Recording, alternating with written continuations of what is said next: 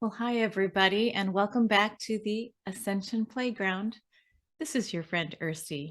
Yes, I'm back to talk more about the galactic and the amazing heavens. It's pretty fascinating to be living in 2022, where, boy, the NASA James Webb Telescope has come out and shown us some amazing images. You know, what has always been is now being made evident to us.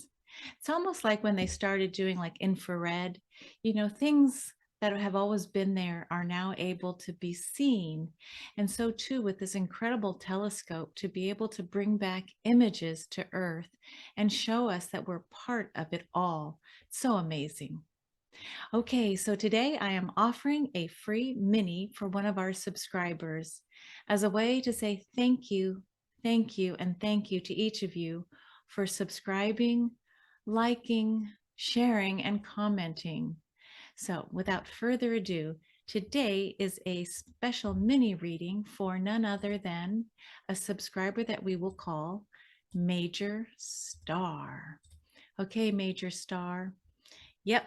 Thank you for subscribing, everybody. So when we hit 1,000 subscribers, I will come back and offer more free minis. So today, let's see, here you go, Major Star. And here is your galactic natal chart.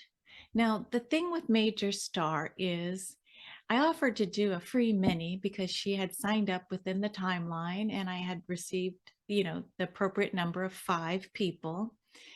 And then she surprised me and said, "Oh, I want to get a reading with you." So if you don't know, I do have a blog spot that is a way to connect with me if you would like to have a private reading. The response has been overwhelming, and now I think I'm booking into December. However, if you love this information, go on galacticastrochart.com. I think we've graduated now about 17 certified soul reading practitioners from around the world, and in, I think the last time I counted, at least 7 languages. Okay, so Major Star, here we are. First, we go to your Pluto line, and we're just going to take a quick peek at where your origin star is from, being so major. And if you can see here on your Pluto in Libra, 18 degrees, 4 minutes in the 12th house, you are opposing, your natal Pluto is opposing the constellation Cetus and a fixed star of Cetus named Tau Ceti.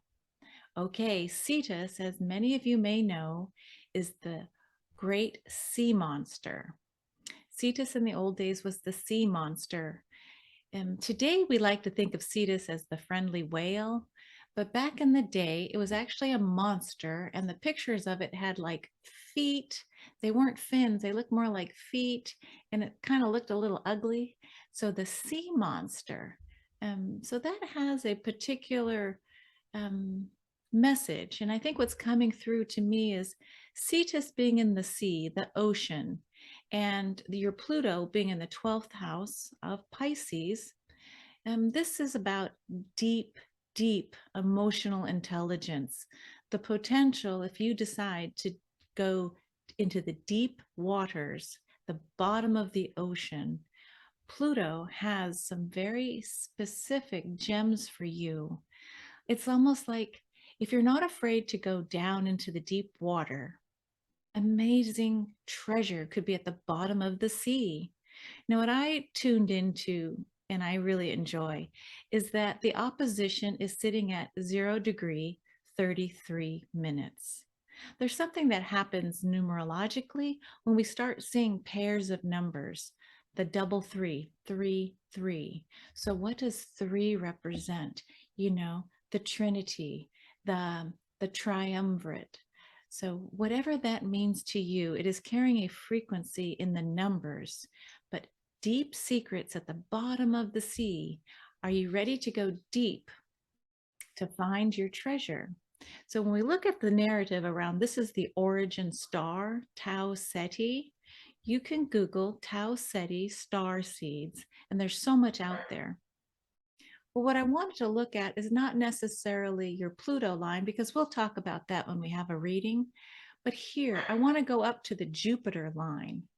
Look how many soul connections you have to the 10th house of where your natal Jupiter is sitting. This Jupiter expands anything it touches. And the 10th house is how you are out in the world. It's typically where we find a vocation or a career. But it doesn't have to be limited to career. It's you out in the world sharing your gifts for the greater good. It's a transpersonal house.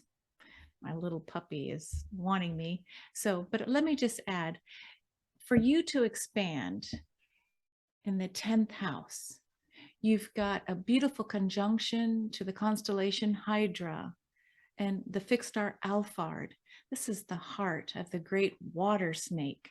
Interesting how water seems to be coming up in your chart, right? You also have a conjunction to the royal fixed star named Regulus in the constellation Leo. This is what's commonly called as the king star. So wherever we see a conjunction, we think merged energy, that your soul can carry some of this merged frequency with it. Okay, let me see the next slide. And here we go. As this is the mini. Now we're looking at your most recent lifetime before this one, known as major star. Okay, so right away we look at the sun, trine, sextile, square, square. Then we move to your moon line, where we see there's a beautiful opposition to your moon in Lyra, the constellation Lyra. And if you study galactic heritage history, you know that Lyra is where we go way back. This is like an origin story from source creator to the founders, and then moving into Lyra. So it's one of our most ancient galactic history points to consider and look at. So we look at the fixed star Sheliak is an opposition to your moon. So one would say, with that yellow underscore that I have in your chart, that this was your most recent lifetime, that you went to Lyra. So you may be carrying some of this energy of Lyra with you into this lifetime. But here's the fun part that I wanted to add in this freebie, was the connection to the ring nebula of Lyra. Didn't even know what a ring nebula was, so I went to go take a peek. But again, this ring nebula is opposing your natal moon in Cancer in the 9th house. Here it is, M57, Messier 57. If you hadn't heard me share this before, Charles Messier went and started looking at all the objects that were not comets and started to categorize them. So the Lyra ring nebula, which these are two different images of the same nebula. Just wanted to share these pictures with you. Look how gorgeous. Look at these. So some have been colorized to show you where the gases are. So it's not necessarily this is the photo, but some have been colorized to enhance a particular message, or to enhance, look at the shape, this flower shape of the nebula eye. I'm going to stop sharing for a moment. I will be right back. I got a little puppy duty. See you in a minute.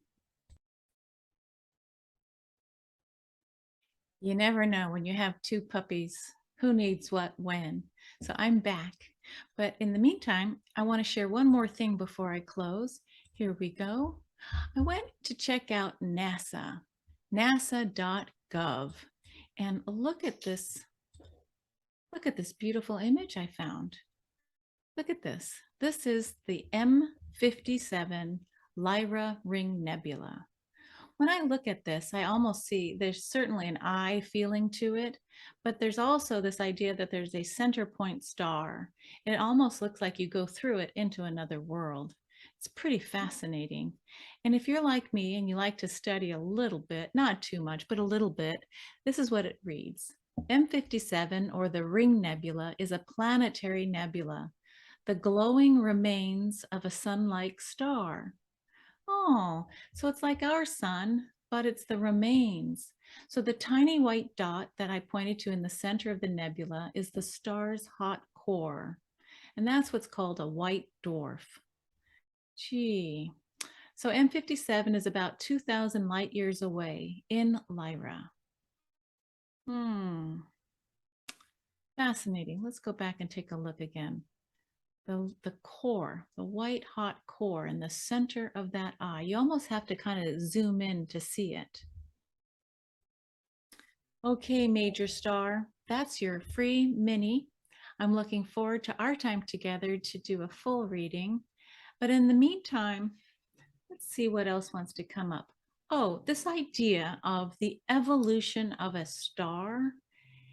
Somehow I feel like there's an analogy that's made towards the evolution of a human being as well. You know, we have our point of beginning, gestation, then we have birth, and then we have childhood, young adulthood, adulthood, late life, and then later life, and then death. So when I think of the human evolutionary pattern, and then I think of the stars above, this beautiful Lyra ring nebula, it's the remains of the star. So even after it has perhaps, let's say, exploded, and that might be the wrong word, it might have imploded, but it's at a stage where it has moved into another level of its evolutionary passing. So when we look and we wonder, how does that energy inform us now? I know that when studying with Julia Balaz, she mentioned if you have a strong soul connection to Lyra and this ring nebula, given how many readings she has given over the years, she says this is an indicator of an earth based, like Gaia, our earth, Mother Earth based focus, so that it's a connection to our earth. Whereas if it's a connection to the Orion, nebula, it's a different one. That's connecting more towards angelic energy. So it's fascinating to find that the narrative of the stars doesn't end when a star goes kaputs and evolves into a nebula. I could be totally off on some of this narrative, but I am going to challenge myself with doing the evolutionary journey of a star, because I have a feeling it's going to mirror and pair with the evolutionary journey of a human being.